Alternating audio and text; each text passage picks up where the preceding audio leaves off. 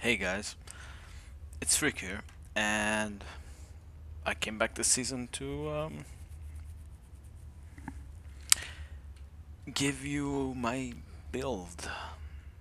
Yeah, this is the build I'm running right now, and it's given me pretty good results so far. Getting MVPs pretty frequently, and yeah, basically lets me do the same thing I was doing last season, but with extra steps. So let's get into it. Pinpoint prescription will always be the first one for me. The type of playstyle I have, everything I do, pinpoint prescription will be there. Every step I take. um, this would probably be my beginning of round. It'll be something around this lines.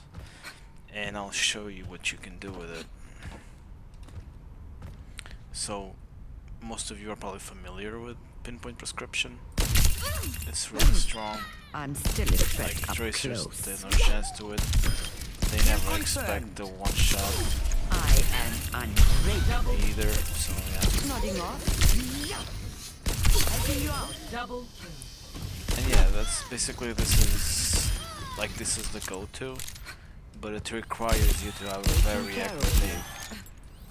Because as you can see, like you can do a lot of damage, and you can do No wonder I a lot of can't healing retire. if you land that shots. Like this can. It's just a scratch. You'll be I have fine. had moments where I've out healed a Reinhardt, damaging someone that they had shattered. So this Stand up has straight. pretty Need big this. outplay potential. And moving on. So round two, I would probably powers. I would go for Comfy Cloud. Comfy Cloud is probably the best thing you can pick right now, in my opinion, as a second power. And this because you are going to take, if you follow this build, you will take Dash Boot second and Potent Projectiles. And if you have enough money, which you probably will, okay, sorry, you'll want to buy this gadget, which gives you movement speed and extra health. أنا ما حدش This يقدر is عليا. insane. I can literally go in and go out from situations I would want and don't want to be in, just to do the gadget, but it has a pretty long cooldown. That's why you should have I'm here. Keep a fighting. good elf on your shoulders if you're trying to use the item. Otherwise, just take like. Otherwise, I will just like take survival items and make yourself tanky. So like cushion padding, like this item costs what, 4,000? Yeah, 4,000. With 4,000, you can buy cushion padding. Cushion padding is also a very good item. Overall, there's so much CC and whatnot in the game that you will almost always benefit from cushion padding. But yeah, moving on. So round three, the first three rounds like make or break Hannah. So I have been doing this like Fountain of Sooth. Fountain of Sooth has been working magnificently for me because it deals a ton of damage if you do the full combo. And I'll show you. So round 3 you should look something like this. Like you should have enough money by this time to have a purple, right? And you should also have enough money to have a purple, sell this one, and have like around 9,000 of gold. Like if you're playing decently with this build, and you should be able to buy the right intervention. This is like, with this type of build you're already really tanky, and you already one shots. let's pick something here. Let's see. McCree. Well, not McCree. I think Cassidy has a little bit more HP. So, let's say you're walking around, right?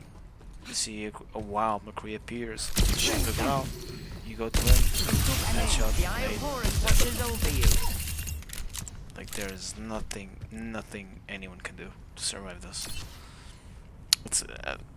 It's basically the same build as I did last season, but it still works now. And I haven't tried, but I'm pretty sure you can also one tap people without the headshot. But let's try.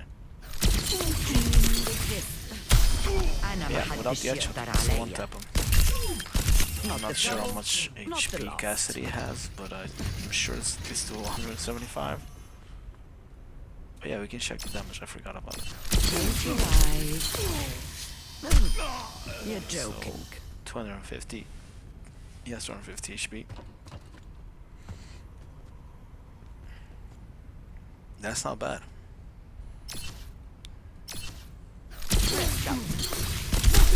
The Eye of Horus watches over You can also, so let's pretend, right? Like a hypothetical situation. Like you see a wild McCree, you shoot them, you shoot them again, you shoot them again. Don't make it easy for me, young man. Like, as you can see, Hannah's she has like a really high what you call it, 1v1 potential. We all die. Yeah, she's crazy on that. What's one Anyway. more kill? Let's move on to the list. What I would suggest you to build. So if you go past the third round, then I would start pondering. There will be two options. I would either make Venomous if I felt like I needed to do more damage to kill the people and I wasn't at danger of dying, because this is going to become a problem. If you're dying, you can't take Venomous. Venomous is strictly if you're not dying.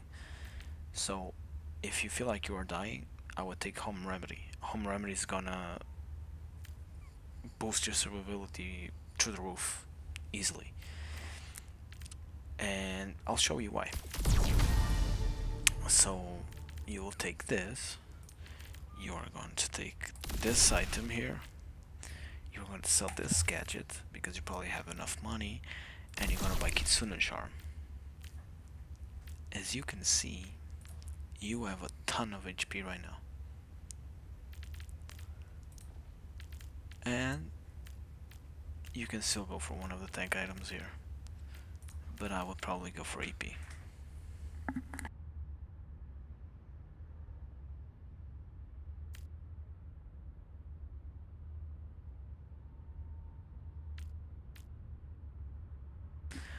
So, yeah. 560 HP with these items. Dash boots, I can't lie, dash boots are probably the biggest item you can have on your build. They are so worth it. I would never sell dash boots, ever.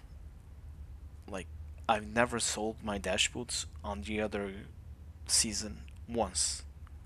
Not once I've sold my dash boots. They are the most, like, they're basically a power. In my opinion, they're a power. Being able to double jump with Ana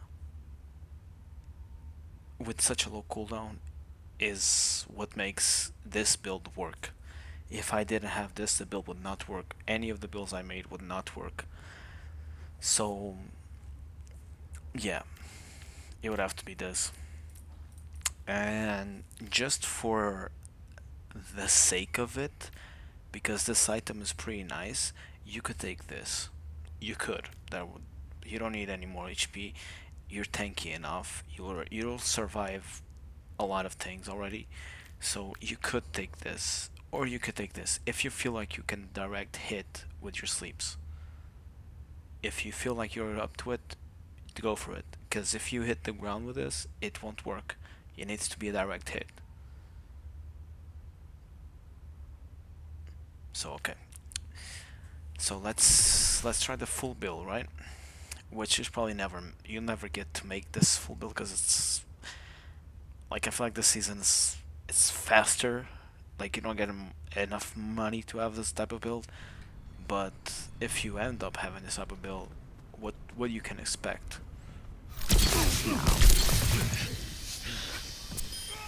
You're no longer my problem. Can expect. Yeah, I forgot أنا to say. محدش يقدر I mean, عليك. you probably read it, but this survivability item knocks back enemies. So it's basically that power. It's now Double kill. an item, which is really nice. Can go down. Honestly, I am really happy with this build. Because look, this guy is insufferable. But he has one thing.